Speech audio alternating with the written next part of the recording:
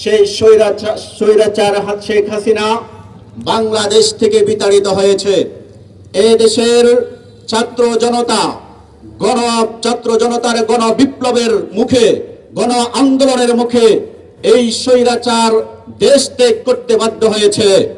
কিন্তু আমরা দেখছি এই স্বৈরাচারকে, স্বৈরা শাসক হওয়ার জন্য যে ব্যক্তি যারা সবচেয়ে বেশি তাকে উৎসাহ দিয়েছে বা তাকে সাপোর্ট দিয়েছে, সে হচ্ছে আমাদের পার্শ্ববর্তী দেশ ভারত। আজকে আমরা খুব গভীরভাবে লক্ষ্য করতেছি, এই ভারত বাংলাদেশ স্বাধীন হওয়ার পর থেকেই যেভাবে ষড়যন্ত্র করে আসছে একের পর এক, বর্তমান স্বৈরশাসক হাসিনার পতনের পরে তারা আরো বেশি উঠে পড়ে লেগেছে বাংলাদেশকে বিশ্বের দরবারে একটি অস্থিতিশীল পরিস্থিতি, বাংলাদেশকে একটি খারাপ রাষ্ট্র হিসাবে উপস্থিত করার জন্য বিভিন্ন প্রকারে তারা উঠে পড়ে লেগেছে। এর জন্য তারা হাতিয়ার হিসাবে, সবচেয়ে বেশি গুরুত্বপূর্ণ হাতিয়ার হিসাবে ব্যবহার করছে যে বাংলাদেশে সংখ্যালঘুদের উপরে নির্যাতন হচ্ছে। আমরা স্পষ্ট ভাষায় এই আমাদের পার্শ্ববর্তী দেশ ভারতকে বলে দিতে চাই, পৃথিবীর ইতিহাসে যদি কোন দেশে যদি সবচেয়ে বেশি সংখ্যালঘু নির্যাতন হয়ে থাকে তাহলে সেটা হয়েছে ভারতে। শুধু হয়েছে না, বরঞ্চ হচ্ছে। আপনারা যারা মিডিয়ায় নজর রাখেন তারা জানেন, গত পরশু দিনে ভারতের বিজেপি শাসিত মধ্যপ্রদেশে 800 বছরের আগের মসজিদকে ঘুরিয়ে দিয়েছে এই ভারতের হিন্দুরা। আমরা ইতিহাস বলে যাই নাই। এই ডিসেম্বর মাসেই 6 ডিসেম্বর ঐতিহাসিক বাবরি মসজিদকে ভেঙে খান করে দিয়েছে এই ভারত। যাদের একটি দেশে যে গরুর গোশত রাখার অপরাধে যদি মুসলিমকে প্রকাশ্যে পিটিয়ে হত্যা করতে পারে, সেই দেশ আমাদেরকে আবার সংখ্যালঘু নির্যাতনের সবক দিচ্ছে। এটা সবচেয়ে বেশি হাস্যকর।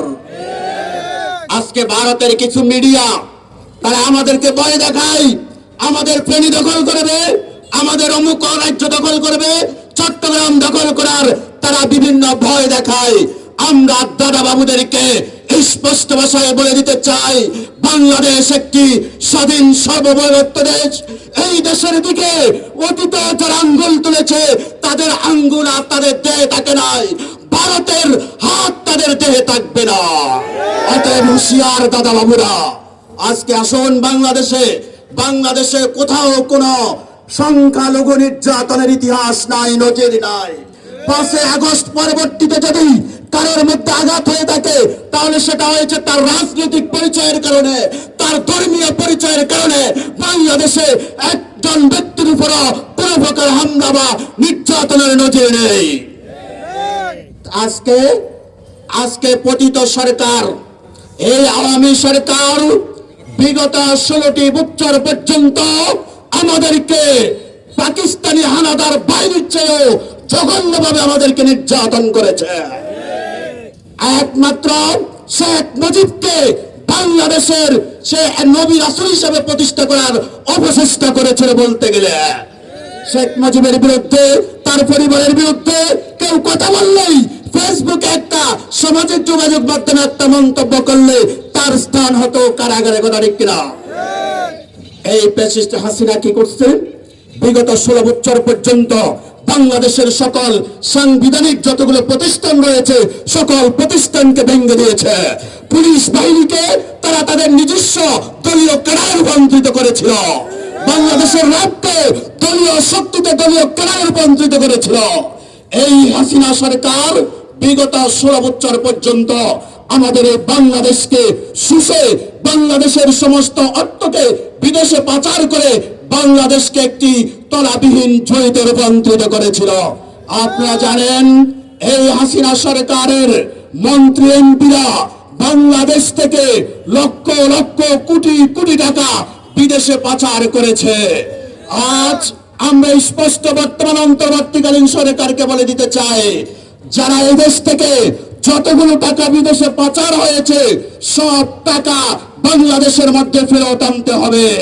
এবং যারা এই টাকা পাচারের সাথে জড়িত ছিল তাদের প্রত্যেককে চিহ্নিত করে তাদেরকে আইনের আওতায় এনে তাদের উপযুক্ত বিচার করতে হবে। আমরা অন্তর্বর্তী সরকারকে বলে দিতে চাই, এই বিগত আওয়ামী 16 বছর আমলে যতগুলো নির্বাচন হয়েছে সকল নির্বাচনকে অবৈধ ঘোষণা করতে হবে এবং এই নির্বাচনে যারা সুবিধা ভোগ করেছে তাদের সমস্ত রাষ্ট্রীয় সম্পদ, তাদের সম্পদগুলোকে বাজেয়াপ্ত করে রাষ্ট্রীয় কোষাগারে জমা দিতে হবে। এই 16 বছরে যারা আপনার বিভিন্ন সরকারি সংস্থায় বা সরকারি বিভিন্ন চাকরিতে যারা নিয়োগ পেয়েছে, আমরা তাদের নিরপেক্ষ তদন্তের মাধ্যমে যারা সঠিক পন্থায় নিয়োগ পেয়েছে তারা ব্যতীত যারা দুর্নীতির মাধ্যমে কিংবা দলীয় পরিচয়ে দলীয় কোটায় নিয়োগ পেয়েছে তাদের নিয়োগকে বাতিল করতে হবে এবং সেখানে এদেশের লক্ষ যুবক মেধাবীরা, লক্ষ লক্ষ মেধাবীরা যুবকরা আজকে বেকার রয়েছে, তাদেরকে সেই জায়গায় তাদেরকে চাকরির ব্যবস্থা করে দিতে হবে। আমরা অন্তর্বর্তী সরকারকে বলে দিতে চাই, আজকে যারা এই বিগত 16 বছর আওয়ামী লীগ বিগত 16 বছর আমাদেরকে নির্যাতন করেছে, এই আওয়ামী লীগকে কমপক্ষে আগামী 3টি জাতীয় নির্বাচনের জন্য অযোগ্য ঘোষণা করতে হবে। যারা আওয়ামী লীগকে নিজেদের স্বার্থে আবার প্রতিষ্ঠিত পুনর্বাসন করতে চায়, আমরা তাদেরকে বলে দিতে চাই, আপনাদের ইতিহাসে আমরা জানি, অতএব হুঁশিয়ার, আবার আওয়ামী লীগ